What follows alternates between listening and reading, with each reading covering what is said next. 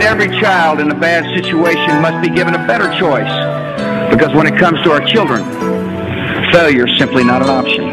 I refuse to leave any child behind in America. I believe the children are our future. Teach them well and let them lead the way. Today's youth are tomorrow's leaders. To seal the government's commitment that all United States children should receive a high-quality education, the No Child Left Behind Act was passed in 2002.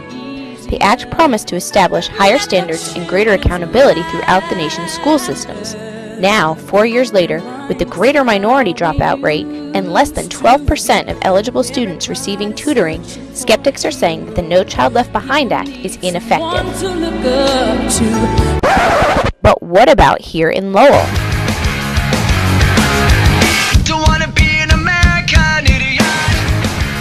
The Lowell public school system educates 16,000 students in 28 different public school sites. The No Child Left Behind Act contains a wealth of information, the document itself being over 2 inches thick.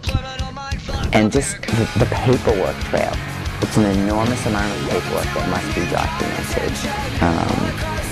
Everything from test scores, there are all different types of assessments that are done throughout the year on students.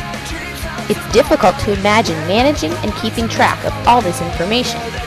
One way of staying organized are the MCAS, which measures the students, and the school report cards, which measures the schools. Paul Francona, a teacher at Lowell High School, says, I mean, they are very careful about things like the report card for the school system that was recently distributed. With the envelopes and the explanations and, the ratings of the teachers and statistics involving the school. Both the MCAS and school report card information is updated each year and is available both online and at the superintendent office downtown. There is an additional benefit for Lowell residents. Lowell is a school district of choice. We have a central enrollment office, and the city is broken into zones.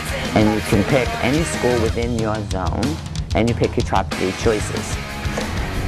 For an example, if you choose a school and your child attends that school and you do not meet the requirements of No Child Left Behind, you now have an additional option of transferring your student out of that school to any school enrolled that does meet the requirements. To further assist the process, every school has an assigned parent center or parent place. There are numerous booklets and fact sheets available in several different languages. Title I also makes provision for a parent-teacher liaison, which is a contact person between school and home, available for conference during school hours. Parent-teacher liaison Cindy McAndrews at the Bartlett Community Partnership School has a huge center with lots of materials, but very few visitors. She says that the resources and tutoring opportunities are available. I'm very fortunate here. I have a huge parent center. This room is fabulous. And this is the parents' room. They can come here for anything.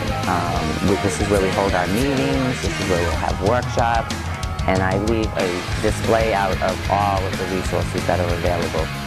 Booklets explaining in further detail the different components of No Child Left Behind, as well as the various federal title acts that provide assistance to Lowell. This year, the district has moved to a new form of translation. Rather than a stamp that we used to say, this is an important notice, please have it translated. We now use verbal translations through our Parent Information Center. And there's a stamp that goes on the bottom, and parents can call downtown and they can receive a verbal translation in Khmer, Spanish, or Portuguese.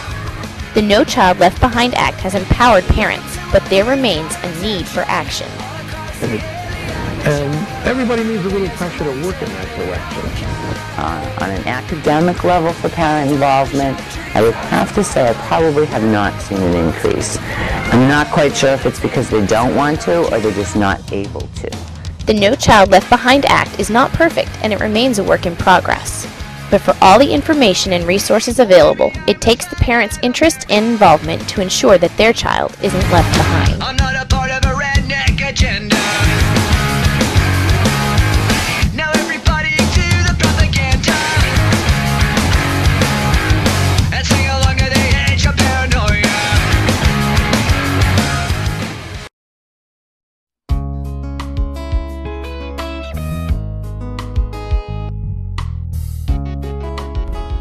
On a recent afternoon along the Merrimack River, we asked a group of individuals one common question: are you concerned with the housing in Lowell? These were their responses. I've lived in Lowell all my life, and I think that Lowell housing should be improved. It should always be improved. So obviously with homes in Lowell, because they're so old, there's mold and there's lead paint and whatnot. As far as what you can do about it, if you're a homeowner, you just have to keep up on it. Is there anything that the city can do or the state can do beyond tax incentives to clean it up? I really don't think so. I do think that the housing in Lowell needs to be improved. I think that there's a lot of concerns about mold and stuff.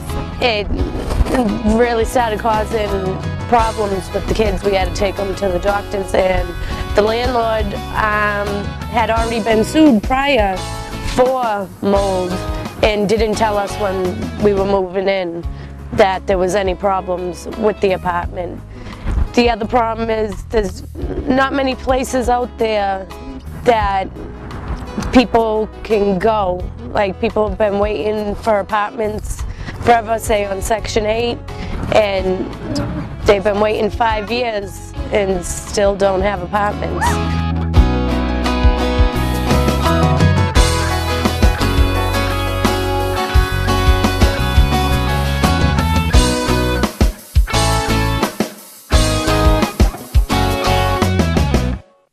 There are many at the Center for Family Work and Community that are trying to address these issues.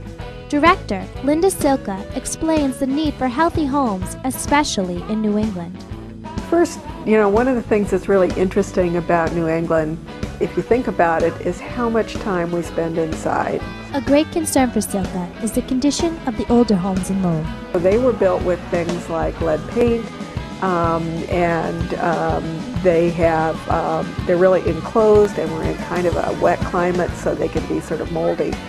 All of those things have to do with healthy homes. And we have funding from U.S. Housing and Urban Development to look at these issues of healthy homes, and they become especially important here in a place like Lowell because we're so diverse. David Turcott, project manager at the center located in Wanalancet Mills, explains the need for more programs throughout the city. Looking to see what kinds of programs and incentives could be developed in the city that would be offered by the city of Lowell to encourage people involved in building as well as homeowners to do greener and more sustainable construction and remodeling and redevelopment. Another thing that I'm also concerned about would be the chemicals. We use a lot of chemicals for cleaning, and I'm not sure that they're always the safest. I do think that there is a housing problem in Lowell. Some people don't take care of their houses as well as they should. Some people have